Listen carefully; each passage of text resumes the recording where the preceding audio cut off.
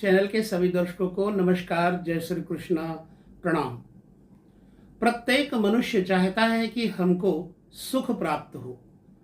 कोई नहीं चाहता कि दुख मिले, परंतु दुख क्यों आ जाता है? अध्यात्म में कहा गया है कि इसका कारण है प्रारब्ध। आपने दुख बांटे होंगे, पिछले जन्म में किसी को दिए होंगे तो आपको मिल रहा है। कैसे पता करें कि भाई पिछले जन्म में हमने दुख दिए हैं किसी को?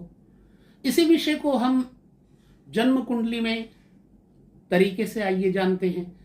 विषय अत्यंत गूढ़ है, महत्वपूर्ण है और अनुभव गम्य है। यदि इस पर हम अनुभव बांटे आपके साथ तो पूर्णतः आपको इस अनुभव को समय दे करके लेना चाहिए। कैसे, कब सुख की कमी आती है या सुख में बढ़ोतरी होती है, बहुत सरल चर्चा करेंगे हम, अत्यंत सरल चर्चा।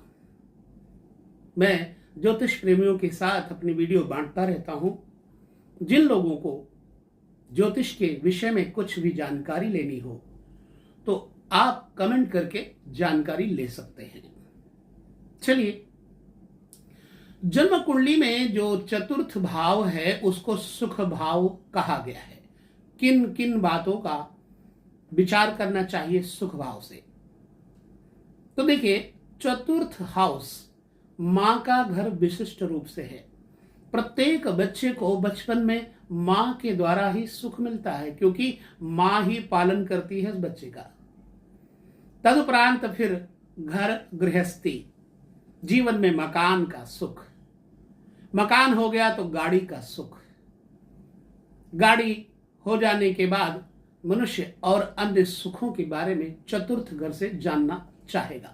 चतुर्थ को जन्म कुंडली में केंद्र की संज्ञा दी गई है।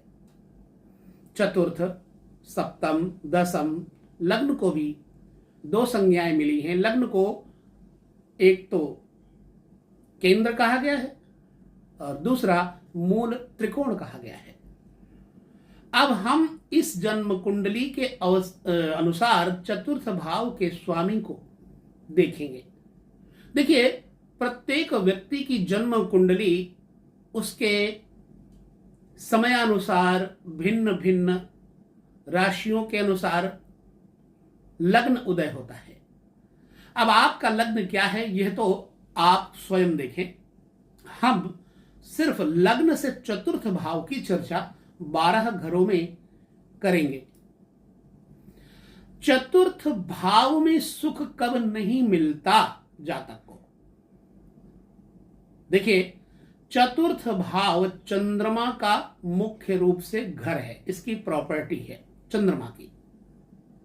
जब किसी जन्म कुंडली में चतुर्थ भाव प्रभावित होता है तो जीवन का सुख प्रभावित अवश्य होता है। अब चतुर्थ भावेश प्रभावित है या नहीं, एक पहलू हो गया। ये दूसरा पहलू, चतुर्थ भाव का कारक है चंद्रमा। चंद्रमा कहीं भी बैठा होगा तो आपके सुख भाव का द्योतक होगा। चंद्रमा से ठीक चतुर्थ स्थान से विचार किया जाता है मां का। तो जब भी आप जन्म कुंडली देखें तो चतुर्थ भाव और चतुर्थेश एवं चंद्रमा से चतुर्थ भाव का विचार अवश्य करें। अब हम ले लेते हैं चतुर्थ भाव की चर्चा। आपकी जन्म कुंडली में चतुर्थ भाव में कौन सा ग्रह बैठा है? क्या वह चंद्रमा का मित्र है या शत्रु है? चतुर्थेश का शत्रु है या मित्र है, यह आपको जानना जरूरी है। जन्म कुंडली में चतुर्थेश जब लग्न में होगा, यदि वो सौम्य ग्रह है, शीतल ग्रह है, चंद्रमा, बुध, शुक्र, बृहस्पति, इनको सौम्य कहा गया है। अगर इनमें से कोई ग्रह लग्न के अंतर्गत बैठा हुआ है तो ऐसा व्यक्ति एक तो रूप में, लावण्य में, सुंदरता में निखरने वाला व्यक्ति होगा और माइंड से यानी कि मेंटली बहुत प्रिपेयर होगा, समुचित रूप से उसकी स्मृति, मेधा इत्यादि प्रबल होगी, विचार कुशल होगा। ऐसा व्यक्ति जिसका चतुर्थेश लग्न में बैठा होगा, सुख तो मिलेगा ही मिलेगा, वाहन सुख, मां का सुख और अच्छे मकान का सुख भी मिलेगा। ऐसा व्यक्ति चंचल किस्म का होता है क्योंकि चतुर्थेश लग्न में है। उदार प्रकृति का भी होता है, लेकिन चतुराई कूट कूट के भरी होती है। लग्न के अंतर्गत चतुर्थेश होगा तो सप्तम भाव पर चतुर्थेश की दृष्टि पड़ेगी। सप्तम भाव पत्नी का घर है, बिजनेस पार्टनर का घर है सप्तम भाव। अब अगर चतुर्थेश यानी सुखेश लग्न में बैठा होगा तो ऐसे व्यक्ति को जीवन में एक तो लाइफ पार्टनर अच्छा मिलेगा, दूसरा उसको बिजनेस पार्टनर भी अच्छा मिलेगा। ऐसा व्यक्ति अपने सुख को बढ़ा के और दूसरों को सुख पहुंचाने का भी प्रयास करता है। चतुर्थेश की दृष्टि पंचम भाव पे भी पड़ सकती है यदि कुछ ऐसे ग्रह हैं जिनकी पंचम दृष्टि पड़ती है, जिसके फलस्वरूप देखिए बृहस्पति की पंचम दृष्टि पड़ती है, ठीक है, और आपके जन्म कुंडली के अनुसार जो दृष्टि है वही बड़ा महत्वपूर्ण भाव रखती है।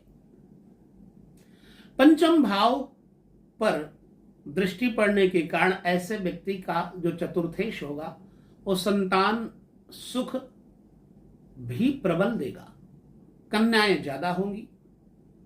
ऐसा व्यक्ति प्रेमी होता है, यानी कि ऐसे व्यक्ति के अंदर प्रेम की पराकाष्ठा होती है।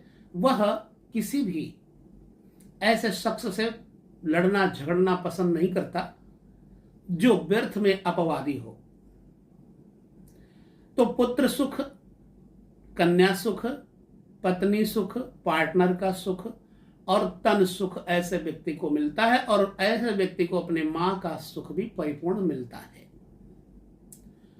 अगर आपका सुखेश कुटुंब भाव में चला जाए, धन भाव में चला जाए, धन भाव कुटुंब भी होता है, निश्चित मानिए कि जब चतुर्थेश यानी सुखेश कुटुंब में होगा तो ऐसा जातक अपने कुटुंब को, अपने परिवार को आनंद देगा। गृहस्थ जीवन उसका सुखमय होगा, सह खर्च होगा, वाणी कुशल होगा और वाणी में उसके उदारता भी भरी होगी। इसलिए कि सुखेश कुटुंब में है और सुखेश सुख का इष्ट अगर बैठा होगा धन भाव में, चूंकि अगर सुखेश को लग्न में ले आते हैं तो लग्न से सुखेश का लग्न से ठीक 11वें भाव में विस्थापन होगा।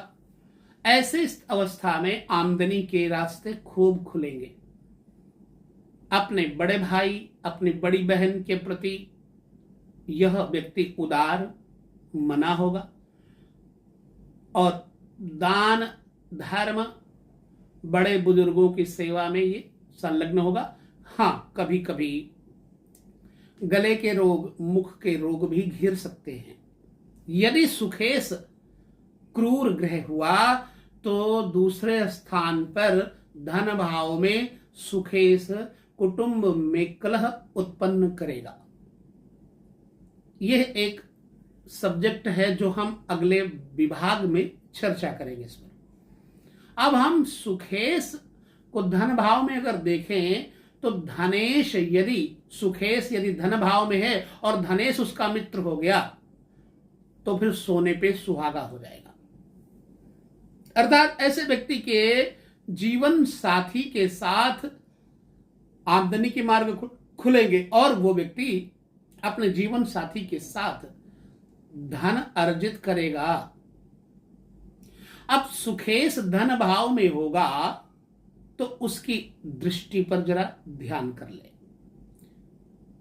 पंचम दृष्टि सुखेश शत्रु पक्ष को देखता है, इसलिए पंचम दृष्टि से अगर उसको देखेगा शत्रु पक्ष को, ऋण भाव को, ननिहाल पक्ष को, यदि यहां पर शुभ ग्रह बैठा है, सुखेश शुभ है और दूसरे घर में बैठा है, तो एक तो ननिहाल पक्ष से इस व्यक्ति को संपत्ति अर्जित होने का योग बन जाता है। दूसरा, इस व्यक्ति को ससुराल पक्ष से भी धन संपत्ति, मकान, जायदाद, गाड़ी घोड़ा मिलने की ये अच्छी युति बन जाती है। परंतु अगर सुखेश बुरा हुआ तो पंचम दृष्टि छठे घर पे होने के नाते ऋण, कर्ज, रोग, ननिहाल पक्ष से मनमुटाव और पति पत्नी में मनमुटाव अवश्य ही करेगा। सुखेश की दृष्टि अष्टम भाव पे पड़ती। अष्टम चूंकि तृक भाव है, शुभ ग्रह होगा तो थोड़ा रोग देगा, लेकिन ऐसा व्यक्ति दूरगामी चिंतक होगा, बड़ी दूर तक, देर तक सोच करके प्रत्येक कर्म को करके उसमें सफलता प्राप्त करेगा। हां, विलंब जरूर होगा, उसको सफलता में थोड़ा विलंब होगा, परंतु परिणाम अच्छे होंगे। क्वांटिटी और क्वालिटी का फर्क होता है, क्वालिटी बढ़िया आएगी। सुखेश अगर पराक्रम में चला जाए, पराक्रम तीसरा घर होता है। अब ऐसे व्यक्ति को, चूंकि तीसरा घर छोटे भाई बहनों का है, ऐसे व्यक्ति को अपने छोटे भाई बहन, अनुजों से, मित्रों से लगाव भी होगा। ऐसा व्यक्ति अपने छोटे भाई बहन और मित्र इत्यादि का सहयोगी होगा, एवं इसके साथ मित्र, छोटे भाई, बंधु, बहन इत्यादि इसका सहयोग करेंगे। समाज में नाम कमाने वाला व्यक्ति होगा, सहखर्च, उदार, राजनीतिज्ञ होगा। सुखेश तीसरे घर में होगा तो यह परिणाम देखने में हमने काफी लोगों को देखा है। सुखेश सुख में ही हो तो फिर कहने ही क्या है, आदमी का पौ बारा हो जाता है। सुखेश चतुर्थ भाव में है तो कहने क्या है, सुखेश तीसरे भाव में है तो भी अच्छा होगा, परंतु जब बुरा ग्रह होगा तो मित्रों से, कुटुंब मित्रों से और भाई बहनों से बेमतलब में द्वेष भाव हो जाएगा, आपसी मतभेद हो जाएगा। ये आदत है सुखेश की। और यदि सुखेश के साथ षष्ठेश, अष्टमेश, द्वादशेश की युति हो गई तो परिणाम क्या होगा, इस व्यक्ति के भाई बहन ही इसकी पोल खोलेंगे, इस व्यक्ति के भाई बहन ही इसके दुख का कारण बनेंगे। खर्च ज्यादा, ऋण, रोग, शत्रु ज्यादा होंगे। सुखेश का तीसरे घर में होना इस बात का द्योतक है। शुभ हो तो भाई, बंधु, मित्र इत्यादि इस व्यक्ति की सहायता करेंगे, और बुरा है तो फिर बुरा असर देंगे। ये चाहे जितना करे छोटे भाई बहनों के लिए, लेकिन इसको सिर पे धूल पड़ेगी, इसलिए अच्छाई करे और कुएं में डाले। सुखेश सुख में होने पर जातक के पास वाहन सुंदर, अनेक वाहन, मकान, मां का सुख, पिता का सुख प्रबल होगा। लेकिन अगर सुखेश ही चतुर्थ भाव में बैठा हो और खराब हो तो ऐसे जातक को पिता के साथ भी मनमुटाव का सामना करना पड़ेगा। ऐसे जातक को मां का सुख भी अच्छा नहीं प्राप्त होगा। सुखेश छठे चला जाए तो किसी भी कारणवश ननिहाल पक्ष से दुश्मनी हो जाएगी। सुखेश अष्टम चला जाए तो रोग इत्यादि, अल्प मृत्यु इत्यादि, मां की अल्प मृत्यु इत्यादि, पिता को सिर के रोग इत्यादि। और धर्म के पक्ष को लेकर के भी ऐसा व्यक्ति नास्तिक हो जाता है। 12वें घर में सुखेश हो जाए तो आदमी अच्छा मकान गाड़ी वाहन खरीदेगा, लेकिन पहले कर्ज लेगा। कर्ज लेने के बाद वो कर्ज उतारेगा, तब जाकर के उसको वो चीजें पर्याप्त मात्रा में मिल सकती हैं, लेकिन कर्ज उतारता रहेगा। सुखेश पंचम भाव में आ जाए। पंचम भाव इष्ट साधन, इष्ट का, पुत्र का, उदर का, और ऐसे व्यक्ति को शेयर मार्केट इत्यादि से भी लाभ दे देता। सुखेश पंचम में आ जाए तो पुत्र से इस व्यक्ति का जीवन में सुख योग बन जाता है। जब चतुर्थेश पंचम में आ जाए तो शुभ हुआ तो अशुभ होगा। पंचम भाव से अशुभ होगा तो फिर इसके साथ न पुत्र की बनेगी, पिता पुत्र में अवसाद, मानसिक परेशानियां, और सप्तम दृष्टि से 11वें घर को जब सुखेश देखेगा तो बड़े भाई के साथ बायां कंधा, आमदनी के मार्ग इत्यादि में बाधा जरूर पड़ेगी। सुखेश यदि पंचम भाव पंचम दृष्टि से नवम घर को देखता है तो ये सोच लीजिए कि अब इस व्यक्ति के पास भाग्य में वृद्धि दिन पर दिन होती जाएगी। ऐसे व्यक्ति के पास धन, वैभव, राज्य संपत्ति, राज्य सत्ता, राजयोग इत्यादि प्राप्त होने की संभावना बन जाती है। सुखेश पंचम में शुभ है तो अशुभ होने पर इन्हीं कारणों से राज्य से भय, राजदंड इत्यादि का भय बना रहता है। बड़े भाई के साथ में विचारधाराएं नहीं होंगी। सुखेश पंचम में होगा, शुभ है तो पुत्र, भाई, भाग्य, ये सब सितारा चमकेगा। लेकिन अगर खराब है तो पुत्र, भाई, धर्म इत्यादि से इसका सितारा डाउन होगा और ये व्यक्ति पेट का रोगी होगा। सुखेश छठे घर में जाए तो मैं तो ये जानता हूं कि छठे भाव में सुख का कारक चला जाए तो ऐसे व्यक्ति के पास चाहे जितनी दौलत हो जाए, लेकिन उसके दुश्मन सामने खड़े होंगे, चैन की नींद उसे सोने नहीं देंगे। उदार किस्म का होने के बावजूद भी इस व्यक्ति के ऊपर कलंक बहुत लगेंगे। घर, जमीन, जायदाद, गाड़ी, मोटर, वाहन से एक तो चोट चपेट का भय रहता है। ननियाल पक्ष से इस व्यक्ति को थोड़ा लाभ होगा। अगर शुभ है तो, अशुभ है तो ननिहाल पक्ष से लाभ नहीं होगा। पत्नी से मनमुटाव तब होगा जब सुखेश छठे का शत्रु होगा, छठे के भाव का शत्रु होगा। तो अब ऐसे व्यक्ति के जीवन में आमदनी का मार्ग, ये जब भी कुछ करेगा तो नौकरी करेगा, अपना काम करेगा तो इस व्यक्ति को ऋण से घिरना पड़ेगा। जलन करने वाले बहुत होंगे। जादू टोना तंत्र मंत्र का भी प्रभाव ज्यादा होगा। मां का सुख प्रायः बाधित होगा, मां के सुख में कमी होगी। छठे भाव में होने के कारण सुखेश अच्छा परिणाम नहीं देगा। कुल मिलाकर के आप ये समझ लो, क्योंकि छठा भाव तृषडाय है।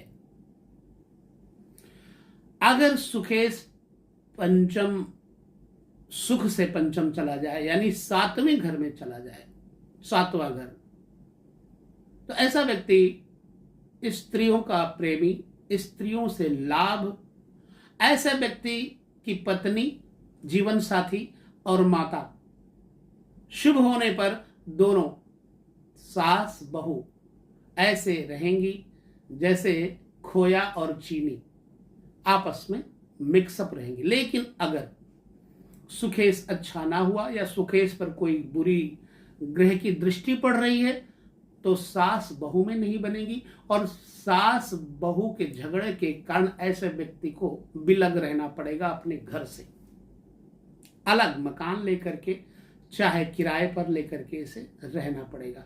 हमेशा ये व्यक्ति पत्नी के कारण परेशान तब हो सकता है जब सुखेश सप्तम स्थान पर बैठा हुआ शत्रु भाव में होगा। तो चूंकि हम यहाँ कोई कुंडली का विशेष पार्टिकुलर वो योग या लग्न नहीं दे रहे, इसलिए हम सुखेश की चर्चा वैसे ही एक्स्ट्रा तौर से आपके सामने साथ कर रहे, बांट रहे हैं, क्योंकि सप्तम स्थान सुख का सुख है। बचपन में मां से सुख, युवावस्था में पत्नी से सुख। ऐसा व्यक्ति जिसका सुखेश सप्तम बैठा हुआ है, पत्नी उसका ध्यान मां की तरह रखेगी। यदि सुखेश बुरा हुआ तो पत्नी उसका शत्रु की तरह दृष्टि रखेगी, घर में कलह मचाएगी, कलह कारणी स्त्री मिलेगी। सुखेश का अष्टम में जाना भी अच्छा नहीं होगा। सुखेश अगर अष्टम में चला जाएगा तो अष्टम मृत्यु भाव है, मृत्यु का स्थान है। ऐसे व्यक्ति को शमशानी पीड़ा, मशानी पीड़ा, भूत प्रेत बाधा, ऐसे व्यक्ति को रोग, ऋण, शत्रु, आंतरिक रोग, सुखेश अष्टम में होगा तो मां का जीवन थोड़ा होता है। ऐसे व्यक्ति को पानी से खतरा होता है, जल से उसको भय होता है, ज्यादातर उसे सावधान जल से रहना चाहिए। जलोदर रोग इत्यादि होने का भी भय रहता है। जलीय रोग पैदा हो सकते हैं। ये मेरा अपना अनुभव है, आप लोग कुछ भी अपनी टिप्पणी दे सकते हैं, क्योंकि मैंने इसे देखा है। और आज से नहीं, मैं ज्योतिष को कथा के साथ साथ लेकर चल रहा हूं। कथा मेरा मुख्य प्राण है, ज्योतिष मेरी जीविका है। ज्योतिष कथा से निकली है, इसलिए हमने जो अनुभव लिया है मां भगवती की कृपा से लिया है। सुखेश अष्टम में होना माने कुटुंब में कलह, और सुखेश नवम में होना माने भाग्य में उन्नति। सुखेश अष्टम नवम में है तो ऐसे व्यक्ति का पिता बड़ा धर्मनिष्ठ होगा, ईमानदारी से धन संपत्ति अर्जित करने वाला, दयालु, परोपकारी और व्यय करने वाला अच्छे कामों में होगा। स्वयं ऐसा व्यक्ति भी धर्मात्मा होगा, अपने पिता के उसूलों को पक्का मान करके चलने वाला व्यक्ति होगा। छोटे भाई बहनों के साथ, मित्र कुटुंबियों के साथ इसकी विचारधारा बड़ी अच्छी होगी। सुखेश नवम में भाग्य को बढ़ाता है। सुखेश भाग्य में बैठा है तो ऐसा व्यक्ति भाग्यशाली होगा, चूंकि सप्तम दृष्टि से तीसरे घर को, पुरुषार्थ को, पराक्रम को देखेगा। शुभ हुआ तो उत्तम पराक्रम साधु संतों का साथ रहेगा, सत्संग का साथ रहेगा। बुरा होगा तो बुरा पराक्रम होगा। सुख भाव का स्वामी दसम स्थान पे बैठ जाए तो सुख का ठीक सप्तम अपोजिट स्थान है। ऐसा व्यक्ति सुख की प्राप्ति के लिए नाना प्रकार के कर्म करता रहेगा। ऐसा व्यक्ति पिता या माता दोनों में से एक का सुख अधिक प्राप्त कर पाएगा। माँ या बाप अगर शुभ है तो माता पिता दोनों का सुख मिलेगा, लेकिन अगर अशुभ है तो माता या पिता दो में से एक का सुख प्राप्त करेगा, परंतु पिता के साथ फिर भी बनेगी नहीं। जमीन जायदाद के कार्य, प्रॉपर्टी के कार्य, वाहनों का कार्य और यात्राओं के द्वारा प्राप्त होने वाले धन से इसकी जीविका प्रबल प्रमुख होती है। सुखेश का 11वें घर में जाना मतलब अष्टम स्थान, मां का अष्टम स्थान। अगर शुभ है तो मां का सुख पूरा मिलेगा, अशुभ है तो मां की मृत्यु बचपन में हो जाती है। सुखेश अच्छा है तो भाई, बड़े भाई और बहनों के साथ संबंध अच्छी बनाए रखने पर इस व्यक्ति के पास धन संपत्ति वैभव की कभी कोई कमी नहीं आती। अगर सुखेश बुरा है तो बड़े भाई और बहन के साथ में मनमुटाव रहेगा। इस व्यक्ति का पैसा बड़े भाई और बड़ी बहन के कारण अपव्यय हो सकता है। सुखेश शुभ है 11वें घर में, तो पुत्र सत्कर्म करने वाला, पुत्र सुख देने वाला, ऐसा व्यक्ति अध्यात्म विद्या में अपने पैसे को खर्च करने में निपुण होगा। और ऐसा व्यक्ति चाहे अपना बच्चा हो चाहे गैरों का बच्चा हो, उसको शिक्षा दिलाने में बहुत ज्यादा धुनी होगा। मतलब उस व्यक्ति के अंदर शिक्षा के प्रति बड़ी ललक होगी और वो शिक्षा, पढ़ाई लिखाई के बारे में अपने बच्चों को साथ पढ़ाने के साथ साथ दूसरे के बच्चों को भी पढ़ाने लिखाने में आगे रहेगा।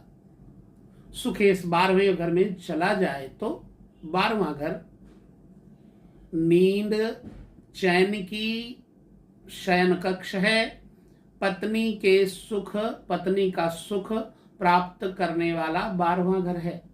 शुभ हुआ तो निश्चित मानिए कि इस व्यक्ति का शयन कक्ष सजा धजा होगा। अशुभ होगा तो जन्म कुंडली में द्वादश स्थान पर अशुभ सुखेश। अशुभ कब होगा? मान लो द्वादश स्थान पर इसकी शत्रु राशि कोई हो जाए, तो ऐसी अवस्था में अशुभ होगा। क्या करेगा? पत्नी से मनमुटाव, रात की नींद हराम, पत्नी अंदर स्वयं बाहर, आई साइट वीक, आंखें कमजोर, कंधों में तकलीफ, पैरों में तकलीफ रहेगी। सुखेश 12वें घर में होगा तो ऋण, रोग, शत्रु भी इसके ऊपर आक्रमण करेंगे। इसलिए सुखेश का 12वें भाव में होना, यदि शुक्र है किसी हद तक, तो आपको 12वें घर में सुख देगा, क्योंकि शुक्र 12वें घर में मनुष्य को सुख देता है। और यदि अशुभ हुआ, सूर्य, शनि, राहु, केतु, इनमें से, तो ऐसे व्यक्ति को बिस्तर का सुख अच्छा प्राप्त नहीं होगा। आपकी जन्म कुंडली में कैसा है, क्या है, ये आप भली प्रकार देख सकेंगे। मैंने तो अपनी खाली एक अनुभव वाली चर्चा की है आपके साथ में। बाकी आपके जीवन में क्या ऐसा है आपके सुखेश के साथ, तो हमें जरूर बताएं। बाकी और वीडियो पर हम चर्चा पुनः करेंगे। पंचमेश को 12वें घर में देखेंगे, उसके बाद और सूक्ष्म तरीके से प्रत्येक लग्न के अनुसार हम चर्चा करेंगे। आप लोग बने रहिए, प्रत्येक वीडियो को ध्यानपूर्वक देखिए और समझिए। आपकी अपनी कोई भी बात करनी है, टिप्पणी करके आप कर सकते हैं। नंबर आपको वीडियो के अंदर मिलेगा, वीडियो के अंदर, वैसे डिस्क्रिप्शन में नंबर मिलेगा। मैं वीडियो पर नंबर बहुत कम दिलाता हूं, क्योंकि मैं एक साधक परिप्रेक्ष्य में चलने वाला व्यक्ति हूं, तो मुझे अत्यधिक लोगों के साथ चर्चा करना अच्छा नहीं लगता, और इसलिए भी कि मैं अपना समय जाया नहीं करना चाहता। यदि आपकी कोई क्वेरी है तो आप जाकर के डिस्क्रिप्शन में नंबर ले लें और तब मुझे कॉल करें। ऑफिस में जो कार्यकर्ता हैं वो आपके नंबर को मुझ तक पहुंचाएंगे, बात कराएंगे। विशेष जानकारी के लिए आप कभी भी डिस्क्रिप्शन चेक कर सकते हैं। तो ये रहा आज सुखेश के ऊपर वीडियो। कैसा लगा आपको हमें जरूर बताएं।